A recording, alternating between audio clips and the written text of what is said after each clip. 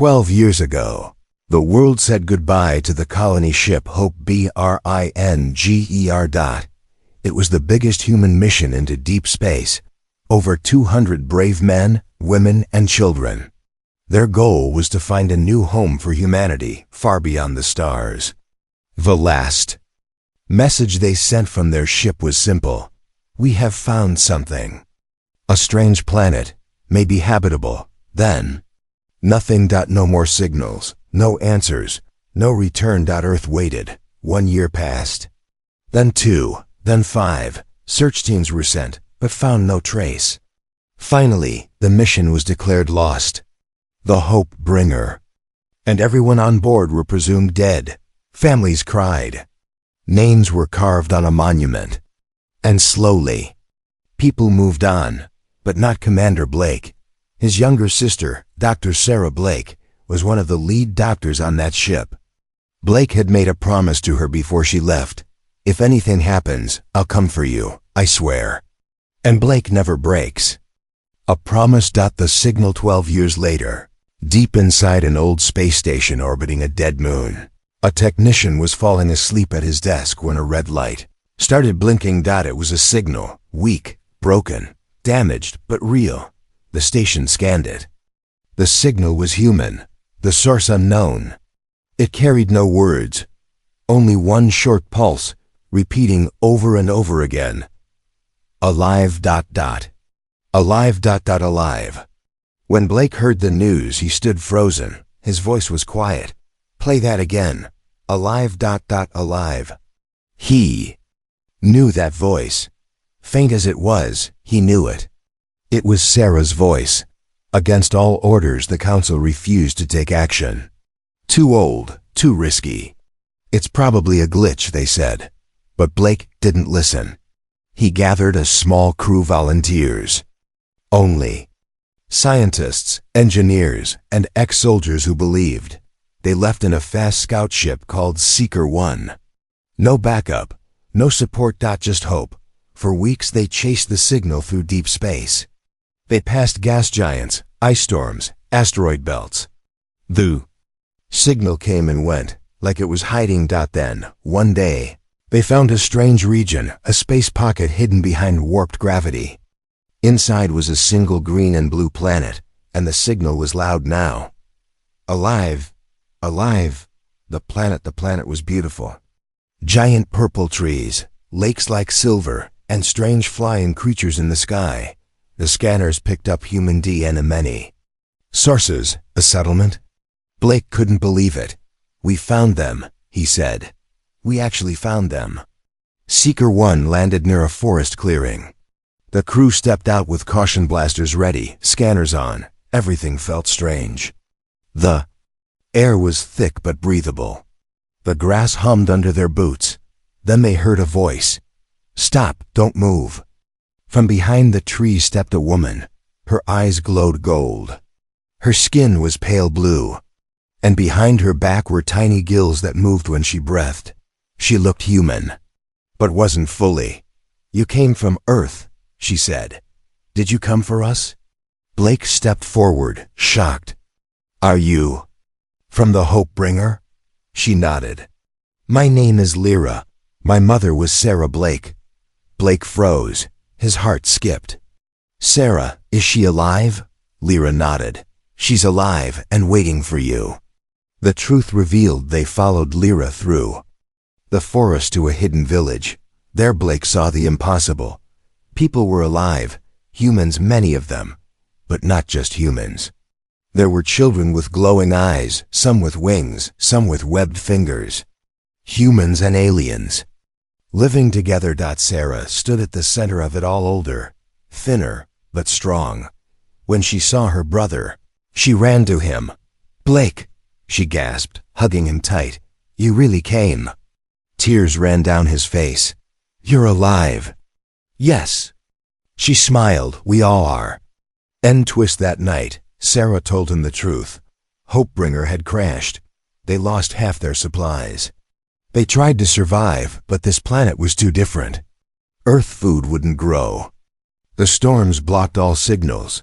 Then the aliens came. 3 intelligent species already lived here. One of them, the Zavari, offered help. They gave shelter, food, and water. In time, some humans formed bonds with them. Even families, it was. The only way to survive, Sarah said. We didn't plan it. But now, this is home. Blake was speechless, but before he could respond, a loud roar echoed from the jungle. Lyra grabbed his arm. They found us. Who? He asked. The ones who hate mixed blood, she whispered. They'll kill us all. Asterisk, the village was on fire. Screams echoed through the trees. Bright flames lit the night sky. Children ran for shelter. Hybrid warriors rushed to protect the gates. Blake was thrown into the chaos with one mission: get Sarah and her daughter to safety. Move! He shouted, grabbing a young hybrid boy and carrying him away from the smoke. From the shadows came strange, tall creatures. Their bodies were covered in black scales, eyes like red glass. These were not the friendly aliens Sarah had spoken of. We're the Threxians, a brutal race that hated mixed blood. They've trapped us ever since we refused their orders. Sarah gasped, limping beside him. They believe hybrid children are an insult to purity. Blake growled. They're children. They're alive. They matter. They don't care, Sarah replied. They want the village gone. And all who lived in it. The team made it to a hidden cave under the cliffs. The hybrid girl, Sarah's daughter, led them through a secret passage where the Threxians couldn't follow. Only when the sun rose did they come out. Again, the village was gone. Ashes, broken walls, lifeless silence. Blake clenched his fists. We need help. We can't fight this alone. Flashback to 10 years ago. Is the 3rd year since the Hopebringer crash. People were starving. Their crops failed. Earth food didn't grow well in alien soil. Many were sick, cold, weak. Then came the Zavarital, glowing blue beings who moved like the wind and lived deep underwater. One Zavari woman stepped forward. She placed her hand on the chest of a sick child and said, "We can help. But we ask for something in return." What? Sarah had asked. The Zavari woman looked into her eyes. Connection. The Zavari offered healing, food, and shelter. But they asked to be closer, to learn, to bond, to mix. They believed life grew stronger through sharing. Many humans refused. Some called it wrong, but others said yes. It started small meals shared. Stories told. Then love formed. A human man named Thomas and a Zavari woman named Nayari became the first couple. It caused outrage at first. But when Nayari gave birth to a healthy baby girl, one who could breathe air and water, who never got sick, who learned to speak 3 languages in a year, the colony changed. And soon, more couples followed. Back in the present, the team buried the dead quietly. Blake stared into the flames, heart heavy. These people, they only wanted to survive, he said. They found hope here. Family. Love. Sarah nodded. But it came at a price. The Threxians declared war on all who mix. They don't scare me, Blake said, but we can't win alone. Sarah looked at him. Then you need to meet the others. Others? There are more villages, more colonies like ours, other humans, and other species who mixed. Blake's eyes widened. This isn't just one colony? No, she said with a soft smile. It's the beginning of something bigger. Later that night they traveled through thick jungle paths. Blake saw things he'd never seen: trees that glowed in the dark, birds that spoke in soft tones, lakes that floated above the ground like bubbles. Finally, they arrived at a huge open plain.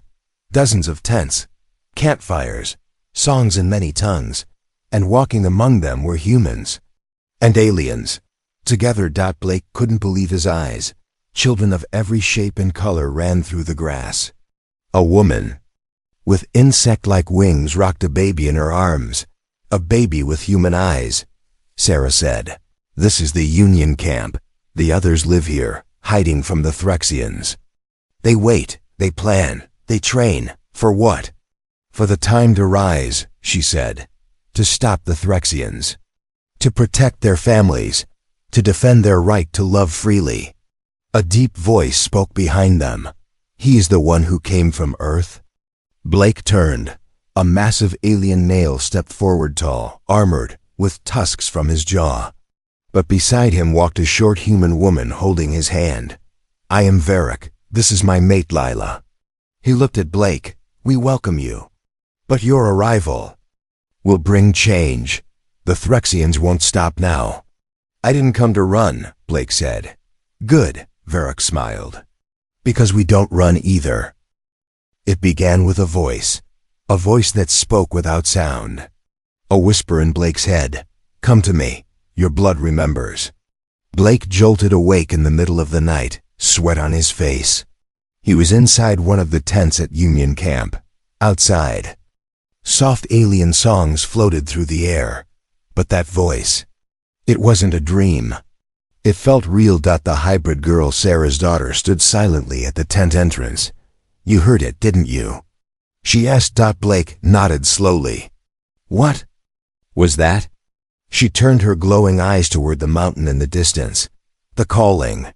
Flashback to 12 years ago, before the Hopebringer vanished from Earth records. Before babies were born and camps were built. There was one man who changed everything. His name was Eli Stone, an engineer, known for fixing anything and joking too much. But when the ship crashed, and death followed close behind, he was one of the first to risk going beyond the crash zone. He entered a deep canyon where the trees bled blue sap. There, he met Aeri, a winged alien from the mysterious race called the Thalzari. She was tall, with feathers that shimmered in the sun, and eyes like deep oceans. At first, they were enemies. She had come to warn the humans to stay away. But Eli, bruised, starving, half-broken, collapsed at her feet. Instead of killing him, Aeri fed him fruit from her hands. He stayed, day after day. They learned to understand each other. Weeks later, they fell in love. The others called him insane. You mated with a flying lizard? Someone had shouted. But Aeri was no lizard. She was royal blood of her people, and when she gave birth, the child was not like the others. Back in the present, Blake followed Sarah's daughter and 3 hybrid warriors toward the glowing mountain. They climbed through vines and steep stone steps until they reached the mouth of a cave. From inside, a soft blue light pulsed like a heartbeat. Only hybrids usually hear the call, the girl said. But you are something different. Blake stared into the cave. What do you mean? Your sister carried Zavari blood into our line. But you carry something older, she whispered. You are still fully human, yet you heard it. They entered the cave. Inside, crystal walls shimmered with energy. At the center stood a giant stone, a monument with carvings in both human and alien script. It showed 2 figures, one human, one winged. Beneath it, a child with glowing hands and floating eyes. Blake stepped closer. The voice returned. The blood that joined first shall awaken the path. Suddenly, the ground rumbled. The crystals glowed brighter. And from the shadows stepped a tall, winged being, feathers dusty with age, but her eyes alive. It was Aeri, the same one from the story. Alive. She did not age like humans. I am the mother of the first, she said gently. I was told to wait for the human who still holds his blood pure. Blake fell silent. I am no savior, he said. Maybe not, Aeri said, but you are the key. Elsewhere, in a dark temple far away, in a hidden Threxian chamber, a dark figure watched fire dance in a bowl. More humans have arrived, hissed a priest, and the winged mother stirs. The warlord growled.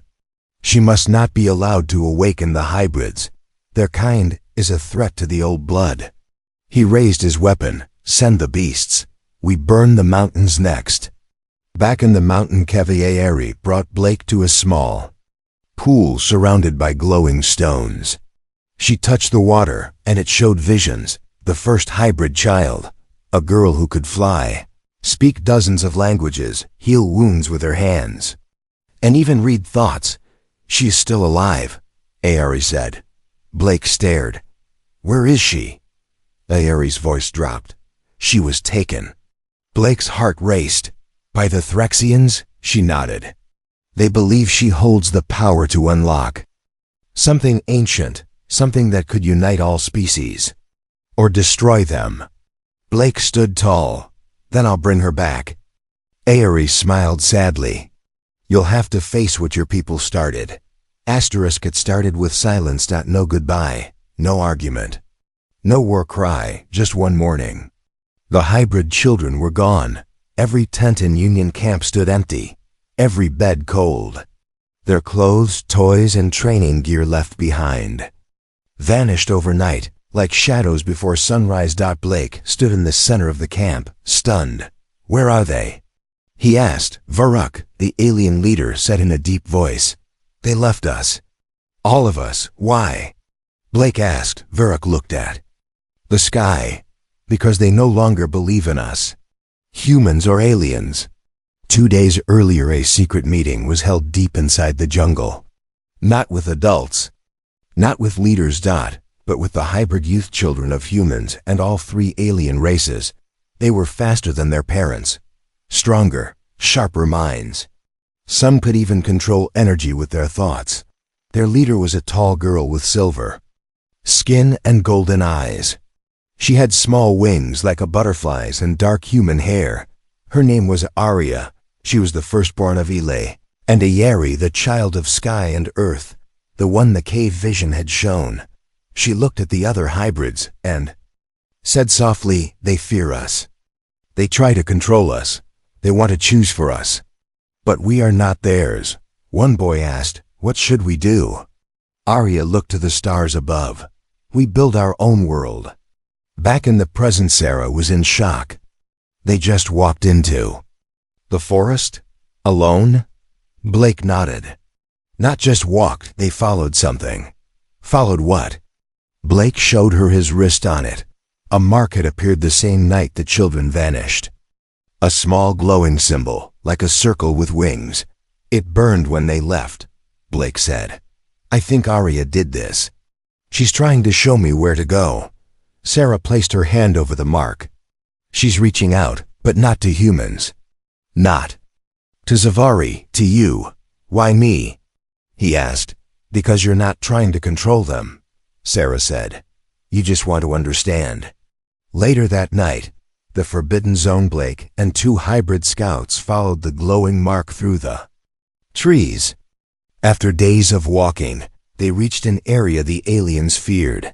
The zone of stillness. No wind. No sound. Not even birds. At the center, a strange dome rose from the ground. It looked like a seed, huge, metallic, and pulsing with faint blue light. Outside, it stood Arya. She was no longer a child. She was something more. You came, she said. Blake stepped forward. Where are the others? They are inside, she said. We are building a place where no one tells us who to be. This place, what is it? He asked. She smiled. It's not a weapon. It's not a base. It's a womb. Blake's heart skipped. You mean, yes, this place will birth a new way. A place where hybrid children lead. A new kind of life. Without sides. Sudden warning. Back at Union Camp, smoke rose in the sky. The Threxians had returned, stronger, crueler, and now using wild beasts to tear through walls. They had one goal: find Arya and destroy the hybrids. Sarah screamed into the Blake, they're coming. But inside the dome, Arya was calm. We knew they would, she said. That's why we prepared something. She opened her palm, revealing a stone glowing with ancient script. This came from the cave, she said. It responds only to those who are born of both. Suddenly, light burst from her chest. Around the dome, a shield rose, impenetrable, alive, and powered by her own DNA. The baby stopped crying. Then it stopped breathing. The Zavari mother screamed, holding her tiny infant close. Her skin glowed a sickly gray, her gills no longer moved, and her heartbeat faded with every second. 2 more children collapsed beside her. Their bodies twitched. Eyes rolled back. One by one, across the jungle planet, the alien-born were falling, and no one knew why. At Union Camp, Sarah rushed from tent to tent, checking patients. More were sick now. Zavari, Alsari, and even some of the older hybrids. Whatever.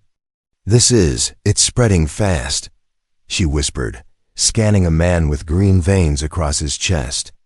It's not poison, it's something new. Blake entered with grim eyes. How many dead? He asked. 8, she said, shaking her head. And more will follow. He looked around. What's the common link? Sarah bit her lip. They were all born of alien blood. None of the humans are sick. Not even the children of humans and aliens. Blake's eyes widened. So, the hybrids are immune? Yes, Sarah said. And you know what else? She showed him a chart. Their blood fights the infection. It burns it away like fire. In the dome, Arya sat cross-legged, deep in thought. Around her, hybrid children meditated. The dome shimmered with energy, almost alive. A call came through from Blake. We need help, he said. Arya didn't move. Your people are dying, Blake added. But your blood can save them. Finally she opened her eyes. We knew this day would come, she said. A test. Nature wants to see if we belong. Then prove you do, Blake said. Help them, help all of us. The first trial back at camp, a Zavari elder was near death. Skin cold, breath shallow. Arya arrived, followed by 3 other hybrid teens. They brought small crystal tubes filled with glowing blood, their blood. We offer this freely, Arya said, kneeling beside the elder. But your people must accept us after this. No more calling us half-bloods, no more shame. The elder, barely able to speak, whispered, You are the future. Forgive our past. They injected the hybrid blood into her veins. The effect was instant. Her body jerked. Light ran through her limbs. Her gills opened again, pulling in fresh air. Color returned to her face. She lived. The camp fell silent. Then, one by one, the aliens knelt before Arya and her kind. The Threxians' reaction, far away. In a blood-lit hall, the Threxian priest screamed into a black pool of water. They dare. They heal with Forbidden's blood. They mix what was never meant to be, the warlord growled. Then we must burn it all. This planet, the hybrids, the dome, they are corruption. He turned to his generals. Prepare the beasts. Prepare the fire. We march tonight. Final moments of Part 5. Blake walked with Arya beside the river. I never thought I'd see humans and aliens bow to you, he said. They didn't bow to me, Arya said softly. They bowed to the future. But the Threxians are coming. Blake warned, they'll never stop. I know, Arya said, staring at the stars. That's why we'll stop them first. She handed him a glowing stone. What's this? He asked. She looked into his eyes. A weapon that only a true human can use, but powered by hybrid blood. Asterisk. The royal guards dropped their spears, not because they were ordered, but because they saw the child. Wrapped in soft golden cloth, the newborn didn't cry. She glowed. Her skin shimmered like the stars. Her eyes were like polished steel, and her tiny heart beat with 2 rhythms, 1 alien, 1 human. The queen of the Thalzari, proud wind rulers of the skies, had given birth. And the father was a human soldier. Outside the Crystal Palace, the crowd shouted, This is not a royal heir, this is a stain. 2 weeks earlier, a Forbidden's bond. Her name was Queen Solari, feared across skies, known for her wisdom and power. His name was Captain Jonah Risa, human pilot who crash-landed months ago during a supply mission. In the sky gardens above the world, she found him injured. She healed him. He listened. They spoke of stars, of peace, of pain. And one night, They shared something more. They didn't plan it. They didn't regret it. And when her wings trembled and her eyes softened, she whispered, "If I conceive, my people will never forgive me." Jonah held her hand. "Then let me face them with you." Back to present. The heir is born news spread like fire. The royal council met in anger. "She broke the line," they said. "She has tainted the blood. She let a human into the royal nest." Some shouted for her removal. Others demanded the child be taken and cleansed. Queen Solari stood before them, holding her child in one arm, a sword in the other. "I will not give her up," she said. "She is mine, and she is powerful." One elder sneered, "She is a half-breed." "Then maybe it's time you learned." "What half can do," said a voice from behind. Blake stepped into the hall, followed by Arya and a dozen hybrid warriors. The threat grows. The queen's defenders were few. Her own people doubted her. Worse, the Threxians saw this chaos as an opportunity. They sent a message to the Thalzari: "Remove the queen and kill the child, or we destroy your cities." A royal coup was planned in secret, but Arya heard it. In her dreams, the hybrids were linked by blood, by thought, by something ancient. She ran to Blake. "They're going to strike soon, tonight." Night of fire, the palace walls shook. Traitor ships rose in the skies. Soldiers stormed the gardens. Winged warriors fell from the clouds. Blake held the child close as he ran through smoke and debris. "Protect the queen," he shouted. Sylari fought. With fire in her eyes, wings spread wide, slashing down her own former guards. But there were too many. She was hit, wounded. She fell to her knees, coughing blood. Blake dropped beside her. "Take her," Sylari said, handing him the child. "She carries the future." Blake hesitated. "She is yours too," Sylari whispered. "She has your fire." Then she passed out. Escape and resolve, with Arya leading the way. Blake and the surviving hybrids escaped with the queen and the child. They fled through tunnels beneath the palace. Outside, the Threxian warfleet began to move. This was no longer just a rebellion. It was a planet-wide war. Final scene. In the hidden dome, Blake laid the queen gently on a healing bed. The child was placed inside a protective chamber powered by hybrid energy.